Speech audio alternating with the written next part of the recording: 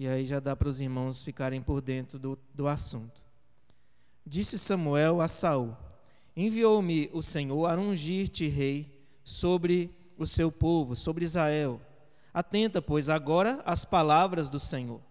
Assim diz o Senhor dos Exércitos: castigarei Amaleque pelo que fez a Israel. Ter-se oposto a Israel no caminho quando este subia do Egito. Vai, pois, agora e fere a Amaleque e destrói totalmente a tudo o que tiver, e nada lhe poupes. Porém matarás homem e mulher, meninos e crianças de peito, bois e ovelhas, camelos e jumentos. Saul convocou o povo e os contou em Telaim, 200.000 homens de pé e 10.000 homens de Judá. Chegando, pois, Saul à cidade de Amaleque, pôs emboscadas no vale, e disse aos queneus: ide-vos, retirai-vos e saí do meio dos amalequitas, para que eu vos não destrua juntamente com eles, porque usastes de misericórdia para com todos os filhos de Israel, quando subiram do Egito. Assim os queneus se retiraram do meio dos amalequitas. Então feriu Saul os amalequitas desde Avilá até chegar a Sur, que está defronte do Egito. Tomou vivo a Agag, rei dos amalequitas, porém a todo o povo destruiu a fio de espada. E Saul e o povo pouparam Agag, e o melhor das ovelhas e dos bois, e os animais gordos, e os cordeiros, e o melhor que havia, e não os quiseram destruir totalmente. Porém, toda coisa vil e desprezível destruíram. Então veio a palavra do Senhor a Samuel, dizendo: arrependo-me de haver constituído Saul rei, porquanto deixou de me seguir, e não executou as minhas palavras. Então Samuel se contristou, e toda a noite clamou ao Senhor. Madrugou Samuel para encontrar a Saul pela manhã, e anunciou-se àquele: já chegou Saul ao Carmelo, e eis que levantou para si um monumento, e dando volta, passou e desceu a Gilgal. Veio, pois, Samuel a Saul, e este lhe disse: bendito sejas tu do Senhor. Executei as palavras do Senhor. Então disse Samuel: que balido, pois, de ovelhas é este nos meus ouvidos, e o mugido de bois que ouço? Respondeu Saul: de Amaleque os trouxeram, porque o povo poupou o melhor das ovelhas e dos bois para os sacrificar ao Senhor teu Deus. O resto, porém, destruímos totalmente. Então disse Samuel a Saul: espera e te declarei o que o Senhor me disse essa noite. Respondeu-lhe Saul: fala. Prosseguiu Samuel: porventura, sendo tu pequeno aos teus olhos, não foste por cabeça das tribos de Israel, e não te ungiu o Senhor rei sobre ele? Enviou-te o Senhor a este caminho e disse: vai e destrói totalmente estes pecadores, os amalequitas, e peleja contra eles até exterminá-los. Por que, pois, não atentaste à voz do Senhor, mas te lançaste ao despojo e fizeste o que era mal aos olhos do Senhor? Então disse Saul a Samuel: pelo contrário, dei ouvidos à voz do Senhor e segui o caminho pelo qual o Senhor me enviou, e trouxe a Agag, rei de Amaleque, e os amalequitas os destruiu totalmente. Mas o povo tomou do despojo ovelhas e bois, o melhor do designado à destruição, para oferecer ao Senhor teu Deus em Gilgal. Porém Samuel disse: tem porventura o Senhor tanto prazer em holocaustos e sacrifícios, quanto em que se obedeça a sua palavra? Eis que obedecer é melhor do que o sacrificar, e o atender melhor do que a gordura de carneiros. Porque a rebelião é como o pecado de feitiçaria, e a obstinação é como a idolatria e culto a ídolos do lar. Visto que rejeitaste a palavra do Senhor, ele também te rejeitou a ti, para que não sejas rei. Até aqui, meus amados irmãos. Queridos, nós vamos falar um pouco mais sobre a idolatria, O tema nosso é Fuja da Idolatria, o tema principal. E eu quero falar um pouco hoje sobre a idolatria oculta. Essa idolatria que muitos de nós podemos estar convivendo com ela, na prática dela, e não sabemos. Nós vemos aqui nesse texto que Saul é designado, é convocado por Deus para uma missão. Em Deuteronômio 25, você vai ver que Deus ordena, quando esse povo de Deus, tivesse paz na sua terra, a ordem era para que destruísse os amalequitas, porque os amalequitas, eles foram maus com o povo de Deus quando estava saindo do Egito. Eles atacaram o povo de Deus, então Deus já tinha determinado que isso deveria acontecer. E a ordem de Deus aqui é bem clara para Saul. Ele deveria destruir todas as coisas. E aqui, meus irmãos, o desfecho dessa história é muito triste. O homem que foi convocado por Deus para fazer a missão de Deus não cumpriu plenamente. E Samuel adverte a Saul aqui no versículo 22 e 23. Porém Samuel disse: tem porventura o Senhor tanto prazer em holocaustos e sacrifícios, quanto em que se obedeça a sua palavra? Eis que o obedecer é melhor do que o sacrificar, e o atender melhor do que a gordura de carneiros. Porque a rebelião é como o pecado de feitiçaria, e a obstinação é como a idolatria e culto a ídolos do lar, visto que rejeitaste a palavra do Senhor. Ele também te rejeitou a ti, para que não sejas rei. E nós conseguimos enxergar claramente aqui o problema de Saul, que é o problema de muitos, infelizmente, nesse tempo, a idolatria. Nós vivemos em um tempo em que as pessoas valorizam em extremo o que fazem de bom. Muitas delas jamais refletem sobre suas reais motivações interiores.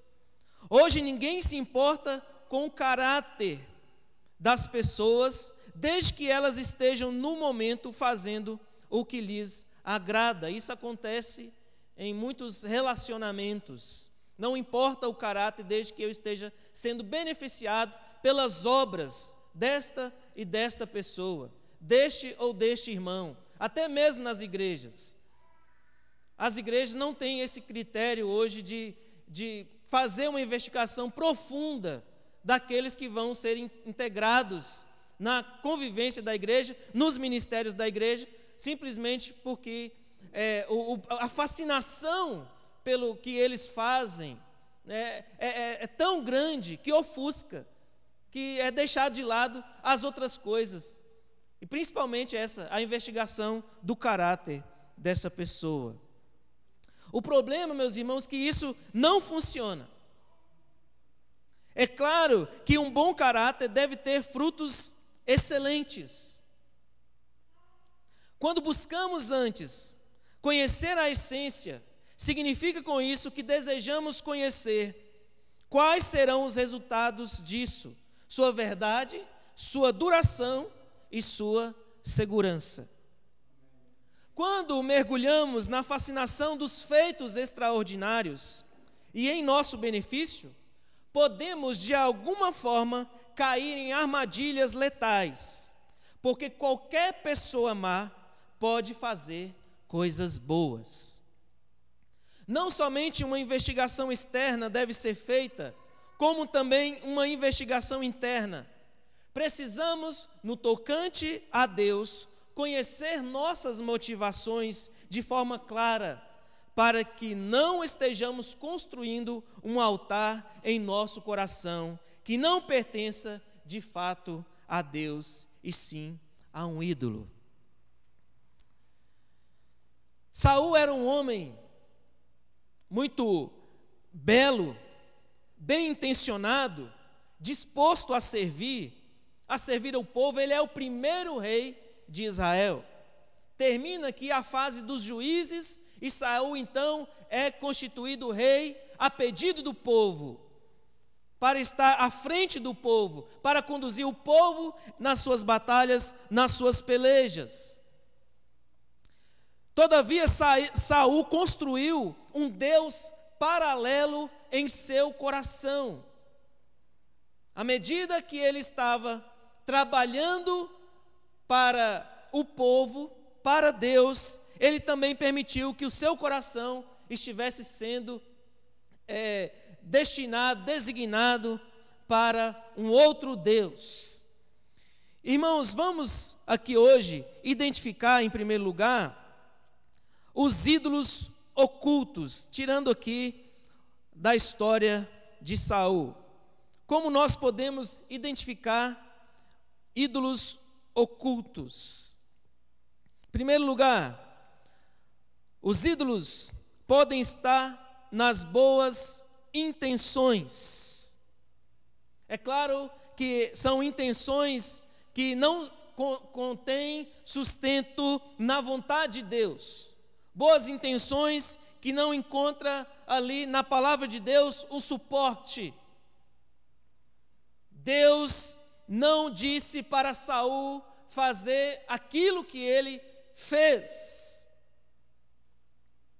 Ele teve uma boa intenção. Ele julgou que ele poderia decidir fazer daquela forma, sabendo que existia uma determinação da parte de Deus. Ele foi bem intencionado. Mas essa boa intenção de Saul revela que ele carrega um ídolo. Ele é um idólatra. Em 1 Samuel 15, versículo 11, parte A, diz o seguinte: Deus falou a Samuel, né? Arrependo-me de haver constituído Saul rei. Vamos ler juntos? Porquanto deixou de me seguir e não executou as minhas palavras. Vamos ler do início?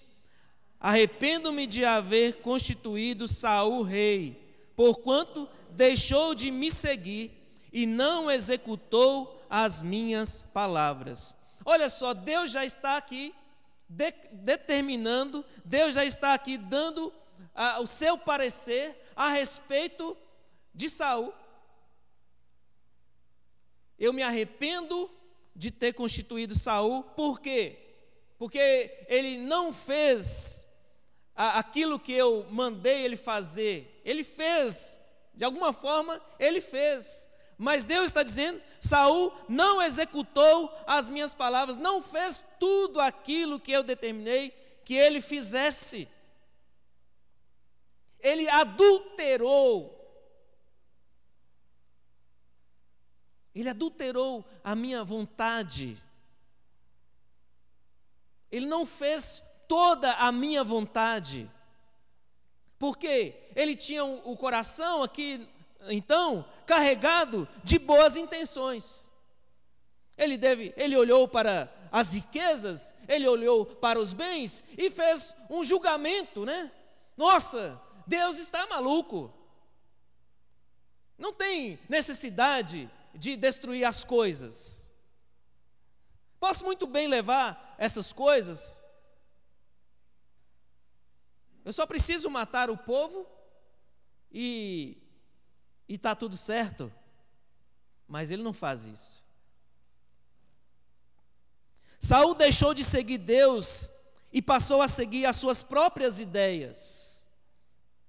1 Samuel 15, 18 a 21, diz o seguinte: enviou-te o Senhor a este caminho e disse: vai e destrói totalmente estes pecadores, os amalequitas, e peleja contra eles, até exterminá-los.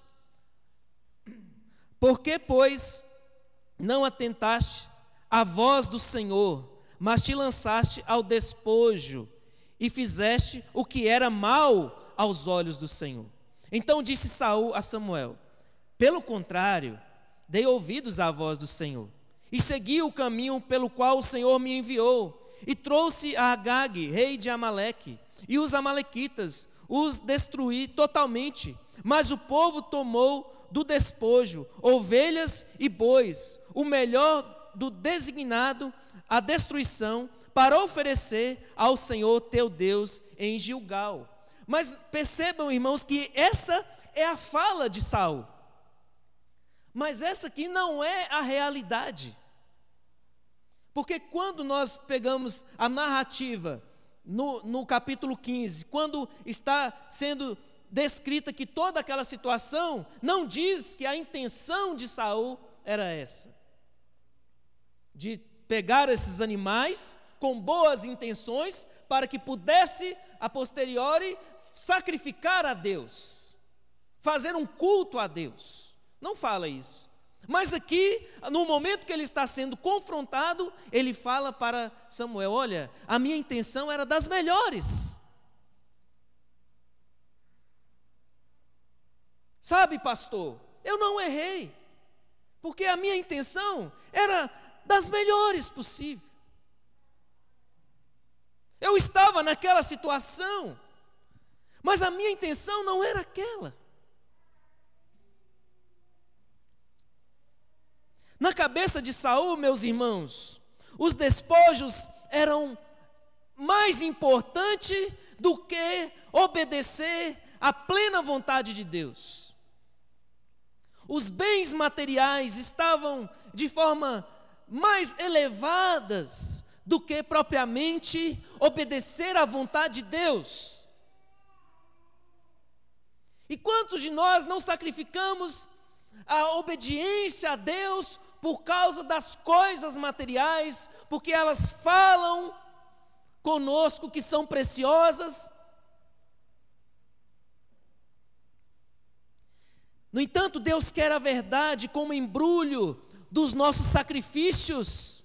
Não adianta nós passarmos por bem intencionados, sendo que, na verdade, o nosso coração está carregado de mentiras. Na verdade, Saul poderia até sacrificar, mas porque agora ele foi constrangido. Mas em primeiro momento, talvez o plano dele não era, não diz aqui, mas o que subentende, o plano dele não era sacrificar a Deus. Mas ele dá essa desculpa esfarrapada para o profeta. Não há verdade em Saul. Não há verdade nessa demonstração, nessas palavras dele em dizer: eu vou sacrificar a Deus. Ele deveria ter obedecido a Deus. Na cabeça de Saul, Deus se dobraria diante das suas ofertas. Olha, Senhor, eu desobedeci ao Senhor, mas está aqui, Senhor, os animais gordinhos, eu vou sacrificar ao Senhor, vai subir com um aroma suave aos seus olhos, Senhor.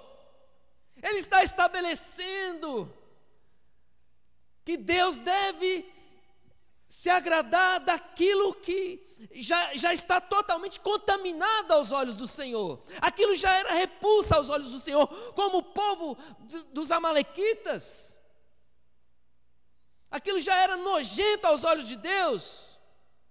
Não poderia dar uma ajeitada naquilo para que Deus pudesse receber. Não tem como, Saul. Isso já está contaminado. Você não obedeceu a Deus. Não adianta agora tentar lavar as suas mãos. Não adianta agora ter essas justificativas falsas. Deus não se vende, porque tudo é dele. E se ele mandou destruir, é para destruir. E quando ele manda entregar, é para entregar. Ele pediu então para que fosse destruído, e isso aqui seria a oferta que subiria com um aroma agradável ao Senhor. Esse sacrifício deveria ser queimado no momento que esse povo estava sendo destruído, tudo deveria ser queimado, isso seria o holocausto, a oferta para o Senhor.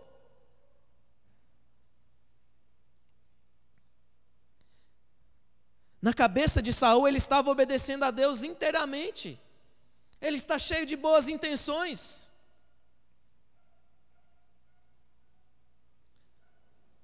Deus deseja, meus amados irmãos, que obedeçamos toda a sua palavra.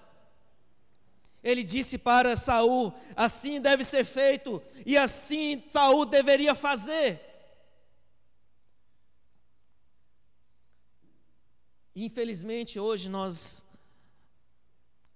vivemos cercado de pessoas que se dizem cristãs e elas dizem: não, eu estou seguindo a palavra de Deus, mas num dado momento elas se sentem tão desconfortáveis com aquela palavra, com aquela verdade, que eles dizem: olha, nós precisamos mudar essas coisas, porque essas coisas estão radicais demais, essas coisas não são para nosso tempo, para nossa época, essas coisas precisam ser atualizadas.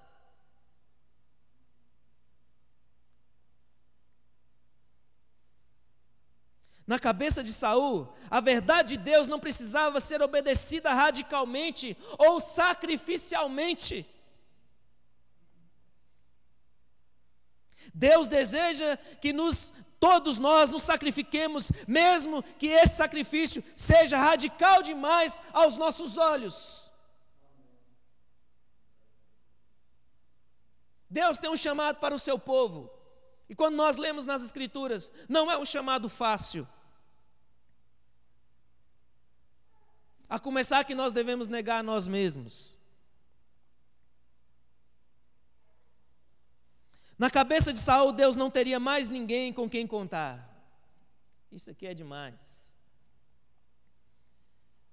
Deus só tem a mim, Saul, então eu vou fazer conforme eu devo fazer, porque na verdade Deus não tem outro quem possa contar. Então ele vai entender. Então Deus vai se sacrificar, Deus vai se sacrificar a sua própria vontade, porque eu sou o último, eu sou o único.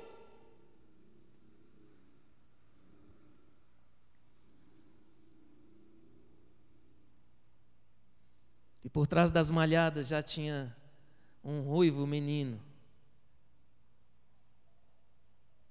que o que ele tinha era um coração totalmente devotado a Deus.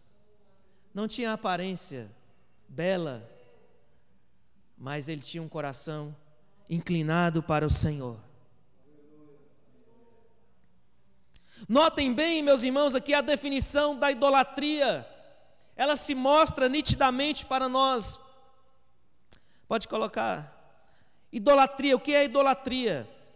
É o abandono da vontade de Deus em função da própria vontade.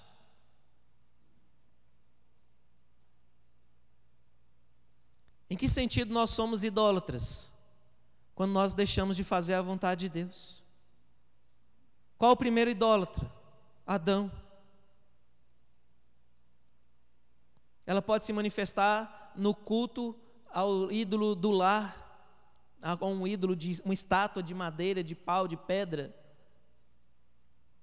ou um personagem, alguém que de alguma forma substitua a Deus, mas a essência da idolatria é essa, o abandono da vontade de Deus.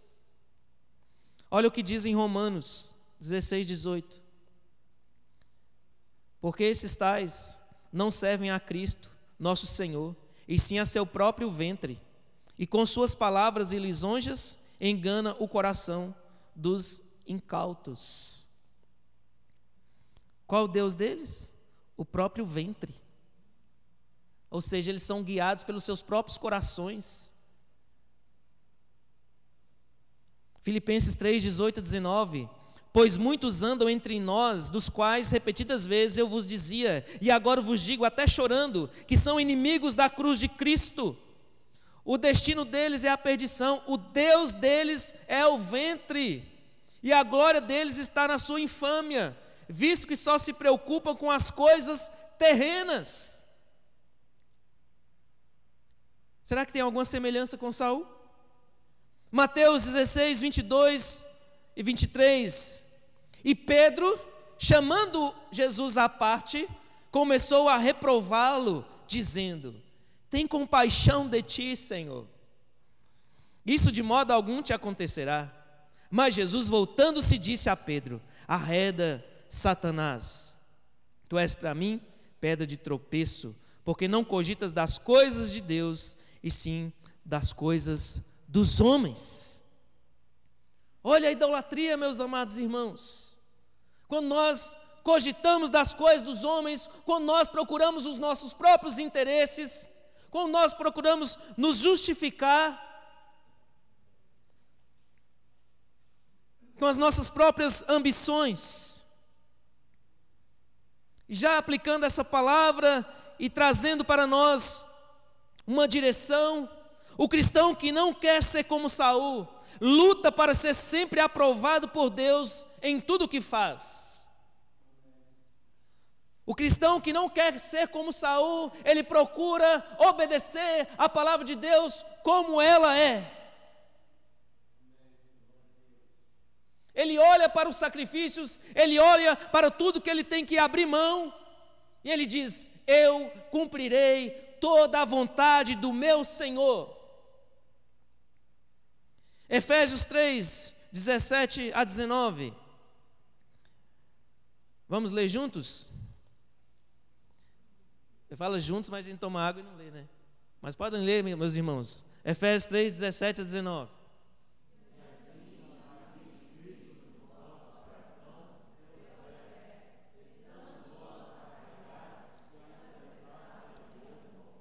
A fim de poderes compreender com todos os santos qual é a largura e o comprimento, a altura e a profundidade, conhecer o amor de Cristo, que excede todo entendimento, para que sejais tomados de toda a plenitude de Deus.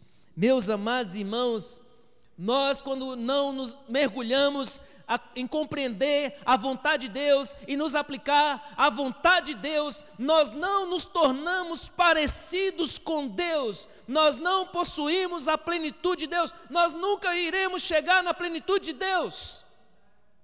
Mas o cristão que não quer ser parecido com Saul, ele luta por essa personalidade, por essa forma, por essa transformação de ser cada vez mais parecido com o Senhor nosso Deus.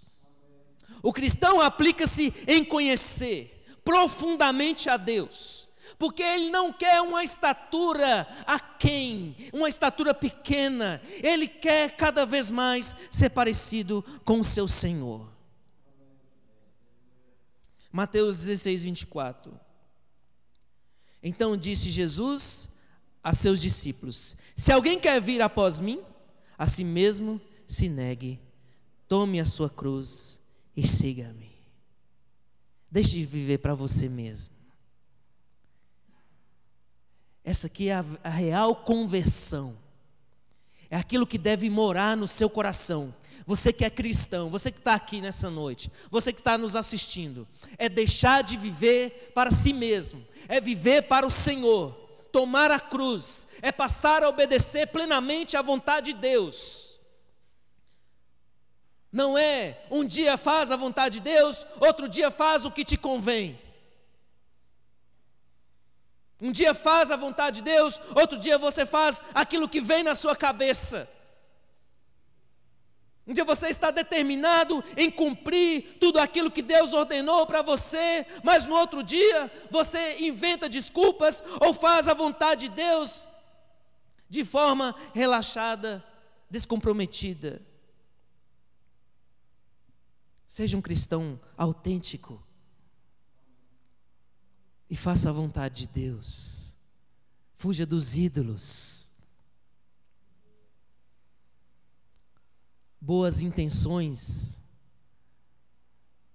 não representa a verdade, a vontade de Deus.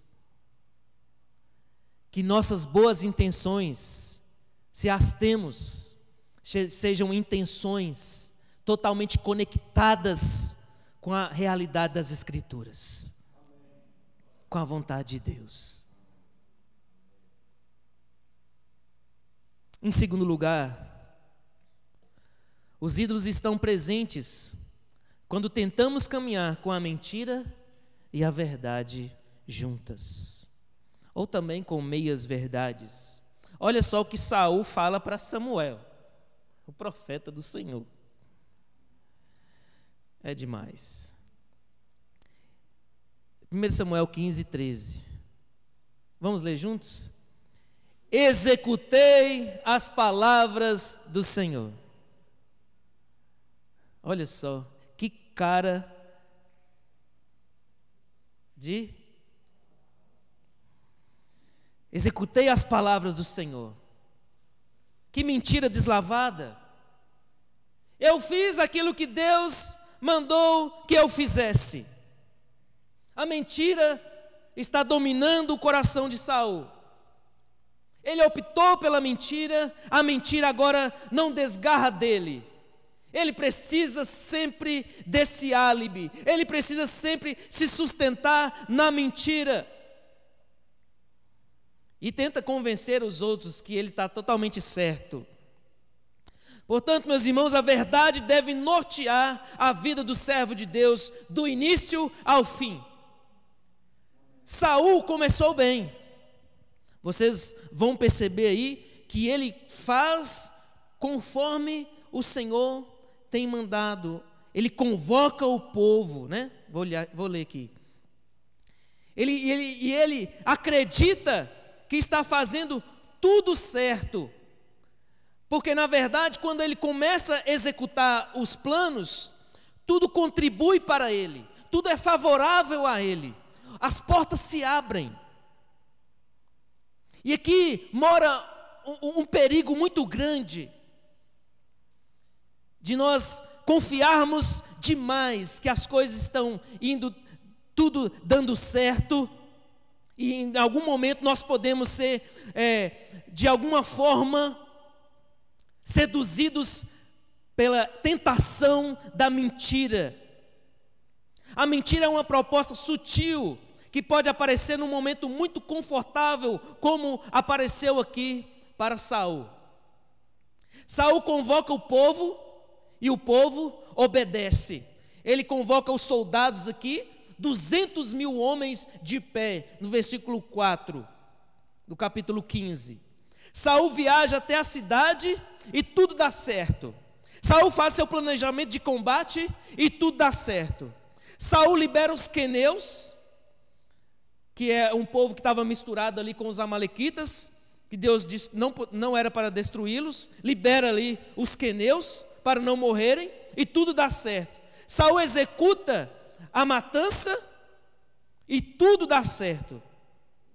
Mas Saul, ele termina mal, porque ele escolhe a mentira. Ele é seduzido ali pelo brilho das riquezas. Portanto, meus amados irmãos, as conquistas devem nortear o nosso coração, o coração do servo de Deus, a continuar fazendo aquilo que é certo, e não o contrário, e não recuar. Você está executando a palavra de Deus, Deus está prosperando o seu caminho, e de repente o mal aparece, a mentira aparece como uma opção para você. Assim como Deus falou com Davi: se você quisesse, Davi, eu teria te dado isso, isso, isso, isso. Mas você preferiu o pecado, você preferiu a mentira. A mentira pode ficar oculta, não é? Porém dará os seus gritos, assim como os bichinhos denunciaram aqui o Saul. 1 Samuel 15, 14 diz: então disse Samuel: que balido, pois, de ovelhas é este nos meus ouvidos, e o mugido de bois que ouço? Saul, ele mente: olha, eu cumpri a missão de Deus. Ah, cumpriu a missão de Deus? Mas o pecado grita atrás de Saul. É como uma criança com a boca borrada de chocolate. Quem comeu esse chocolate? Não foi eu, mãe.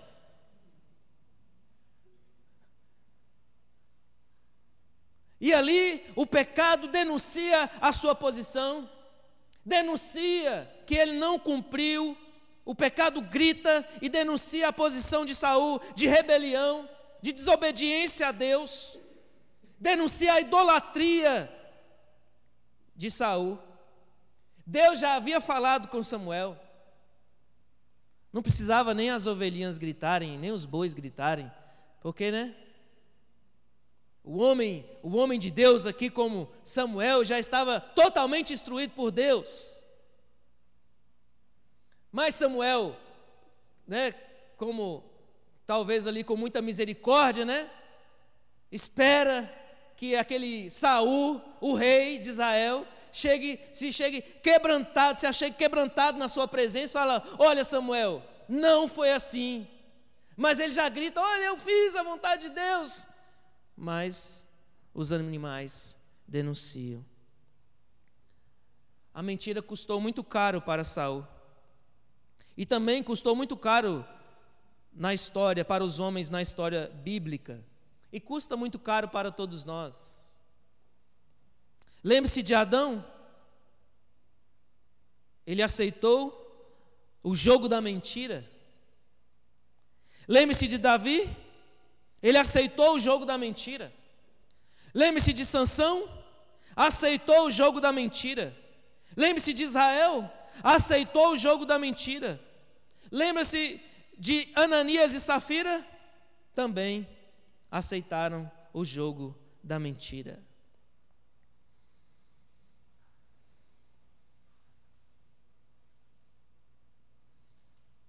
Meus amados irmãos, a verdade deve sempre estar presente na vida do cristão.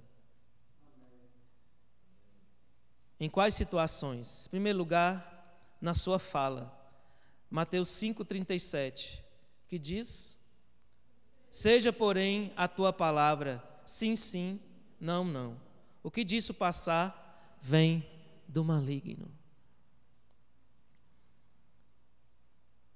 Deve ser demonstrada em arrependimento diante de Deus. 1 João 1,8. Se dissermos que não temos pecado nenhum, a nós mesmos nos enganamos, e a verdade não está em nós.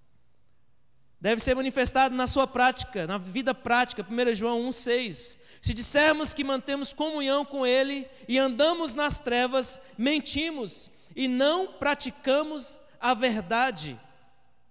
Nos nossos relacionamentos, Filipenses 4,8. Finalmente, irmãos, tudo que é verdadeiro, tudo que é respeitável, tudo que é justo, tudo que é puro, tudo que é amável, tudo que é de boa fama, se alguma virtude há e se algum louvor existe, seja isso que ocupe o vosso pensamento. Queridos, nós devemos fugir desses ídolos. Nós devemos fugir dos ídolos que podem estar escondidos aqui nas mentiras. Nós continuamos caminhando entre a verdade e a mentira. Nós continuamos de mãos dadas com a verdade e com a mentira. E Deus convoca todo cristão para que ande somente na verdade, para que sua vida seja uma vida autêntica. Em terceiro lugar, os ídolos podem se esconder por trás, os ídolos podem se esconder na autoconfiança. Saul tem convicção que está certo. Você já viu pessoas que têm convicção de que está certo? Isso é um ídolo terrível, terrível. 1 Samuel 15:12, olha só o que acontece. Madrugou Samuel para encontrar a Saul pela manhã, e anunciou-se àquele: já chegou Saul ao Carmelo, e eis que levantou para si um monumento, e dando volta, passou e desceu a Gilgal. Olha só, Saul é tão autoconfiante, ele tem uma confiança tão extremada, que ele está fazendo a vontade de Deus, que ele já fez o seu monumento, ele já levantou ali o seu troféu: eu sou demais. eu sou tremendo. Eu sou o exemplo da obediência. Eu sou o ungido do Senhor. Saul erigiu ali o memorial celebrando a sua vitória, mas na verdade, meus irmãos, Saul deveria estar humilhado na presença de Deus, chorando, quebrantado na presença de Deus, porque ele não cumpriu com a vontade do Senhor e decidiu confiar em si mesmo. Tem tanta gente indo para esse caminho, ou por esse caminho da autoconfiança. Deus falou comigo, irmão. Deus, eu estou tão íntimo com Deus, Samuel.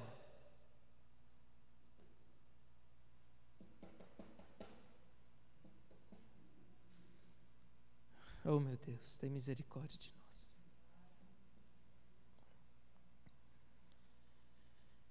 E ele já celebra como que se Deus estivesse totalmente feliz com a sua vida, totalmente satisfeito com o seu gesto. Ele é tão perverso que ele erige esse altar, esse monumento em homenagem a essa vitória, mas no seu coração ele já está tramando o que ele deve falar com Samuel. Ele já tem uma defesa pronta. Não, quando Samuel chegar, porque ele é consciente. Ele é consciente do que ele está fazendo. Mas ele não dá o braço a torcer. Por quê?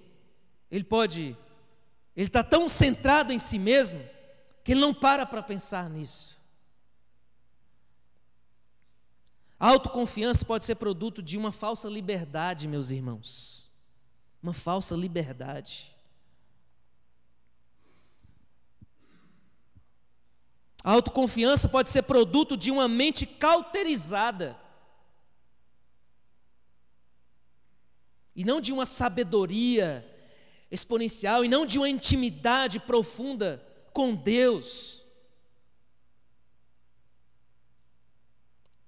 Uma mente cauterizada por muitas mentiras que ouviu a vida inteira.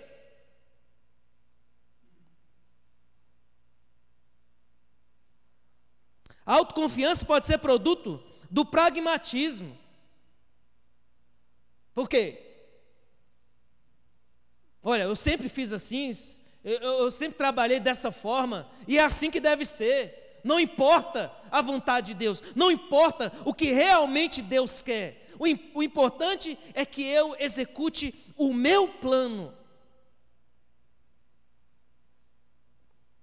Provavelmente a autoconfiança conduziu a Pedro a tropeçar no ensino da palavra em Gálatas 2:11, que ele ensina coisas que não devia. Então Paulo tem que repreender a Pedro. Por isso, meus irmãos, que a gente sempre tem que estar indo na palavra de Deus, saber, meu Deus, será que é isso mesmo? Será que o meu coração não está me enganando? Eu vou perguntar ao meu pastor, eu vou perguntar a outras pessoas, eu vou perguntar o que eles acham sobre essa minha posição. Será que eu não estou confiando demais em mim mesmo? Será que eu não estou depositando demasiadamente a confiança naquilo que eu estou achando que é certo?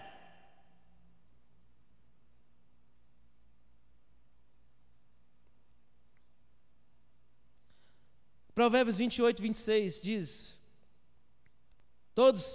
o que confia no seu próprio coração é insensato, mas o que anda em sabedoria será salvo. Oséias 10:13: arastes a malícia, colhestes a perversidade, comestes o fruto da mentira, porque confiastes nos vossos carros e na multidão dos vossos valentes. Irmãos, a gente vê todo mundo falando, você deve confiar em si mesmo, não é? Você deve ter autoconfiança. Mas uma autoconfiança desse tipo, fora da vontade de Deus, eu não quero para a minha vida. E não devemos querer para nós. Olha só, a autoconfiança sem obediência pode levá-lo à vergonha.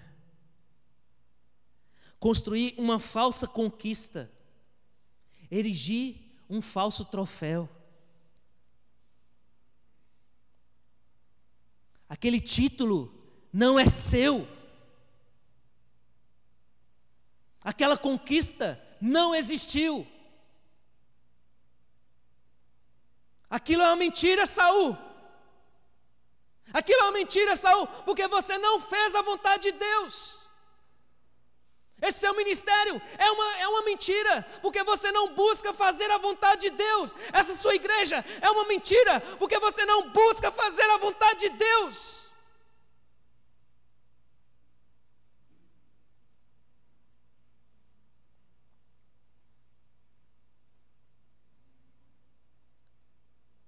Se transforma em vergonha, porque quem é consciente sabe que ele não pode sustentar uma mentira por muito tempo.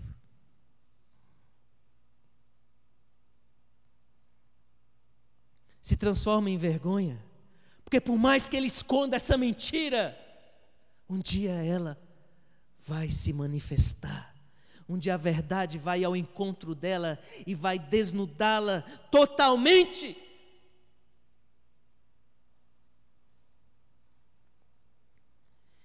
Em quarto lugar, os ídolos se escondem na falsa espiritualidade.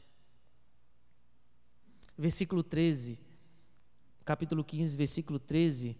Veio, pois, Samuel a Saul, e este lhe disse: bendito sejas tu do Senhor, executei as palavras do Senhor. Olha lá o homem espiritual. Olha lá o homem que fez a vontade de Deus. Olha lá o homem que adorou o Senhor como o Senhor pediu. Olha lá o homem que obedeceu os mandamentos do Senhor. Mas aquilo era uma falsa espiritualidade. Saul quer camuflar.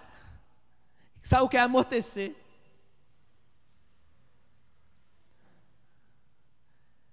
Tinha um programa que um rapaz, antes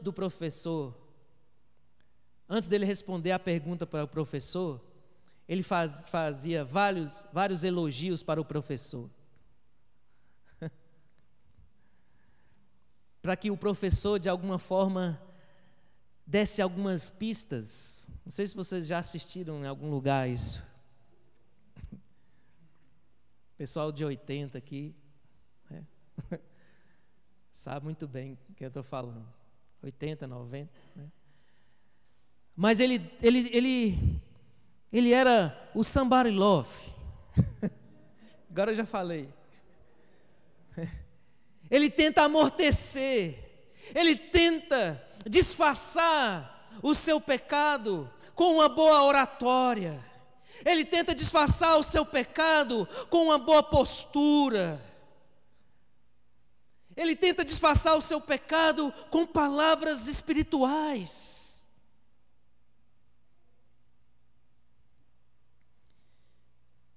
Veja algumas marcas presentes em Saul, que estão presentes também na maioria dos que dizem espirituais. Saul, rapidamente, Saul declara que foi fiel, quando na verdade ele não foi. Executei as palavras do Senhor.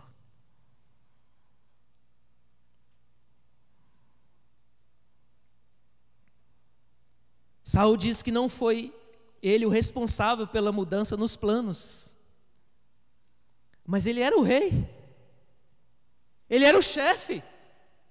Mas ele diz no versículo 15: de Amaleque os trouxeram, porque o povo poupou, olha só, ele fala, o povo poupou o melhor das ovelhas e dos bois para o sacrificar ao Senhor teu Deus.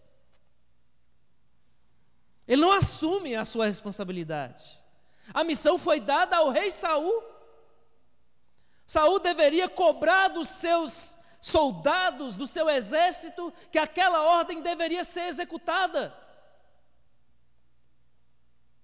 Deus deve cobrar sim de Saul, como responsável primário, e pelos demais como responsáveis secundários, se essa aqui foi realmente a situação que aconteceu, se não foi da própria boca do Saul que devesse poupar os bens. Isso está em muitos cristãos, em muita gente que se diz cristã. A transferência da culpa. Saul diz que no tocante ao restante da operação fomos nós. Ele fala assim, olha, naquilo que realmente era para obedecer eu estava junto, mas do que não era para obedecer eu estou fora. Ele diz no versículo 15, o resto porém destruímos. Quando é o pecado, quando o povo, quando na separação dos bens, dos objetos, ele diz, o povo poupou. Mas quando ele diz, o restante, destruímos totalmente. Aqui ele se inclui. Eu estava junto, mas eu estava junto só no que era certo. Mas no que era errado, eu estava fora. Mas não tem como, porque ele era o líder, ele era o rei. Saul discute com o homem de Deus ao ser confrontado com a verdade. Diz aqui, nos versículos 19 e 20. Por que, pois, não atentaste à voz do Senhor, disse Samuel, mas te lançaste ao despojo e fizeste o que era mal aos olhos do Senhor? Então disse Saul a Samuel, não, pelo contrário, dei ouvidos à voz do Senhor, dei ouvidos à voz do Senhor e segui o caminho pelo qual o Senhor me enviou. Não, pastor, o senhor está enganado, eu obedeci sim ao Senhor. Eu fiz realmente o que Deus me mandou que eu fizesse. Mas o servo do Senhor, o homem de Deus, está dizendo, conforme a palavra de Deus, você não agiu, irmão.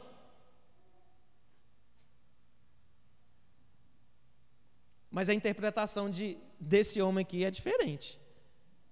A Bíblia dele é diferente. Irmão, você fez isso aqui? Eu fiz sim. Mas não foi assim que ele fez.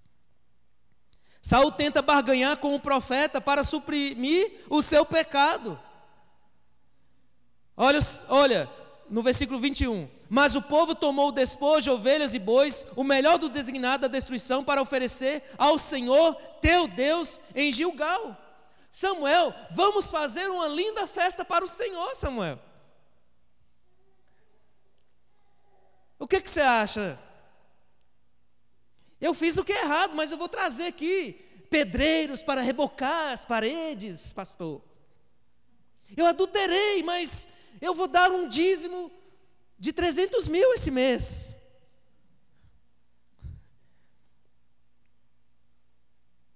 Pastor, eu vou dar um carro zero para o senhor vai me punir mesmo? Ele tenta barganhar, ele tenta negociar uma coisa que é inegociável. E se Samuel aceita, ele está sujando também as suas mãos, ele também está se misturando ao pecado. Por isso que uma liderança fiel, ela deve resistir a todo tipo de tentação.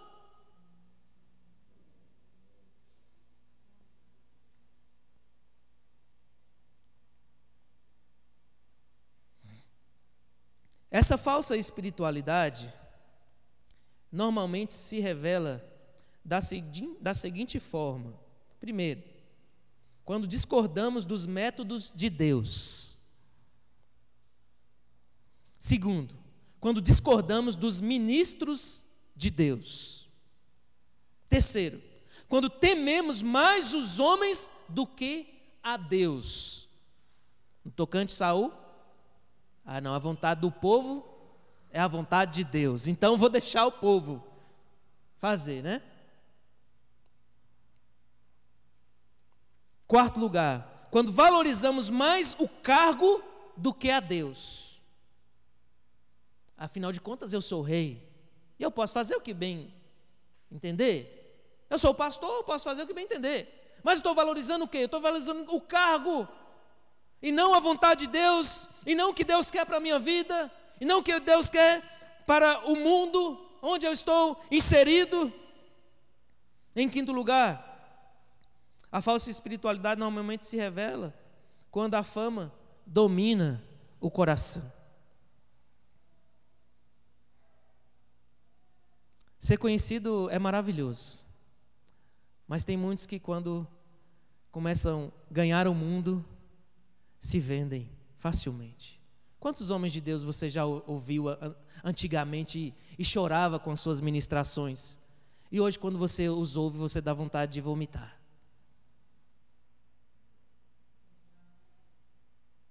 Porque a fama dominou seus corações, e agora não importa mais a vontade de Deus, o que importa é continuar no patamar, é continuar sendo idolatrado, ovacionado pelo povo. Em segundo lugar, segunda parte do sermão, e encerrando, como nos livrar dos ídolos ocultos? Essa parte aqui é bem rápida. Os ídolos não podem habitar onde existe o desejo constante em agradar a Deus. Sabe por que um homem de Deus não é um idólatra? Porque o coração dele todo dia se alimenta em fazer a vontade de Deus, em querer obedecer a Deus, em querer executar a vontade perfeita do Senhor. Em Samuel ele diz sobre duas características do coração idólatra. É um coração rebelde. E o que significa rebeldia? Se opor à autoridade, se opor a Deus. E a obstinação, que é a tema, é a birra, é ficar marchando no mesmo lugar. Eu vou, vai ser desse jeito, vai ser do meu jeito. Mas aquele que quer fugir dos ídolos, ele em primeiro momento está se aplicando sempre em fazer a vontade de Deus, em não se rebelar à vontade de Deus, em não viver na teimosia, mas na rendição a Deus.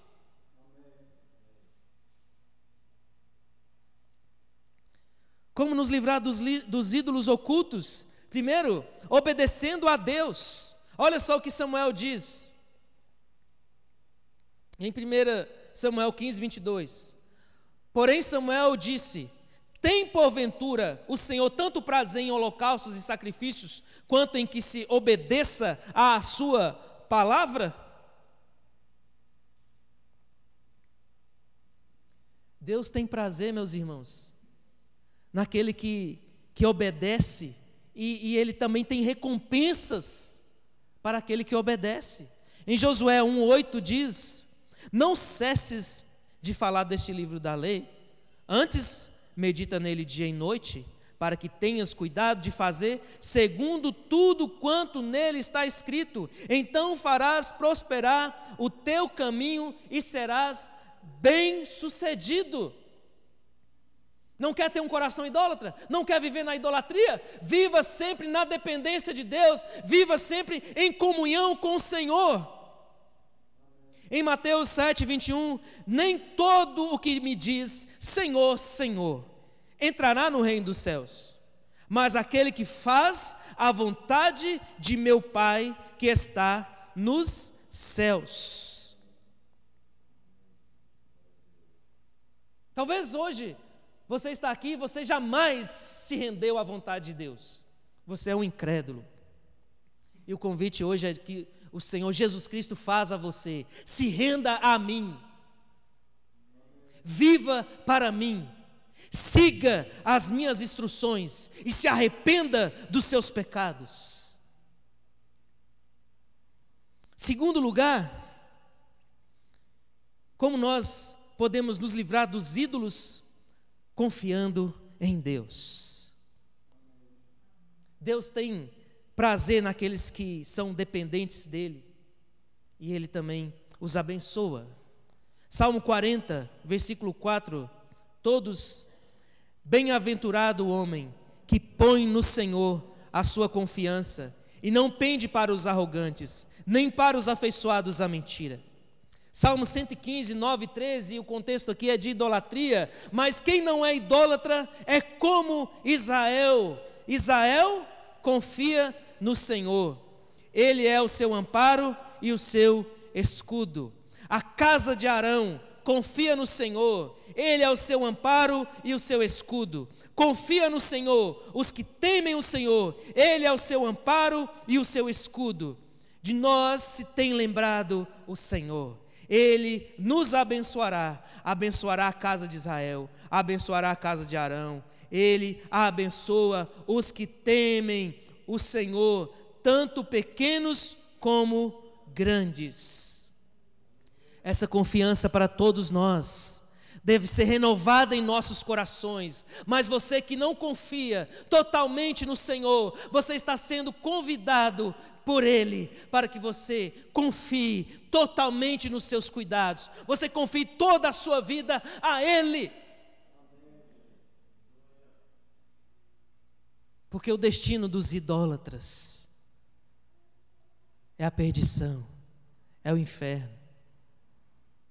Mas o Senhor, com muita misericórdia, graça e amor, te convoca a deixar de lado o seu próprio ventre, o seu próprio coração, e confiar totalmente no Senhor.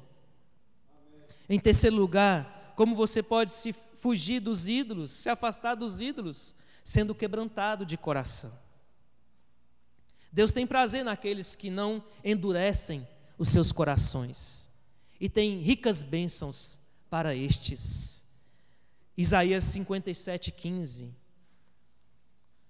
Porque assim diz o alto, o elevado, o sublime, que habita a eternidade, o qual tem o nome de santo. Habito no alto e santo lugar, mas habito também com o contrito e abatido de espírito, para vivificar o espírito dos abatidos e vivificar o coração dos contritos. Deus não habita com os orgulhosos. Deus não habita com quem tem um coração endurecido. Deus habita com aquele que se quebranta, que tem paixão pela sua palavra, que tem desejo em servi-lo, e ainda que esse cometeu pecado, ele reconhece as suas falhas, ele reconhece os seus deslizes, e ele se humilha diante de Deus, porque somente Deus pode levantá-lo. Esse quebrantamento hoje também é para você, que está aqui sem Jesus Cristo, um convite para você. Deixe seu coração ser conduzido por Cristo. Deixe seu coração ser amolecido pela sua palavra e passe a viver para o Senhor de todo o seu coração. Queridos irmãos, concluindo, nós hoje somos mais capazes em identificar os ídolos de forma que não venhamos ficar iludidos ou ufanados, soberbos. Podemos pensar que estamos perto, quando na verdade estamos longe de Deus. Os ídolos ocultos podem estar em qualquer lugar, onde tudo esteja manchado ou marcado pela rebeldia e obstinação. Deixando de lado a desobediência, se entregando totalmente e ardentemente a Deus, ficaremos mais purificados dos ídolos. Feche seus olhos. Pai Celeste, eu te agradeço pela sua palavra. Peço, Espírito Santo, que o Senhor nos destitua de toda idolatria, Senhor. Que o Senhor tire do nosso coração tudo aquilo que tem ocupado o seu lugar. Tira, meu Deus, a nossa arrogância. Tira, meu Deus, essa autoconfiança que está em detrimento a sua palavra. Tira de nós, meu Deus, essa soberba. Tira de nós, meu Deus, essas boas intenções, meu Deus, que são revestidas de más intenções. Deus, retira de nós a mentira presente e possamos, ó Deus, andar somente na verdade. Pai, que o Senhor possa nos encher do verdadeiro culto, da verdadeira humildade, e que possamos ser totalmente dependentes do Senhor. Retira a rebelião do nosso coração. Retira, Senhor Deus, a teimosia do nosso coração e nos faz sedentos por mais de Ti, Senhor. Vem, Espírito Santo, sobre a sua igreja. Oh Deus, o que nós queremos aqui, Senhor, é sermos moldados por Cristo. Nós não queremos mais carregar nenhum tipo de ídolo no nosso coração, Senhor. Que o Senhor ajude a sua igreja, ajude o seu povo.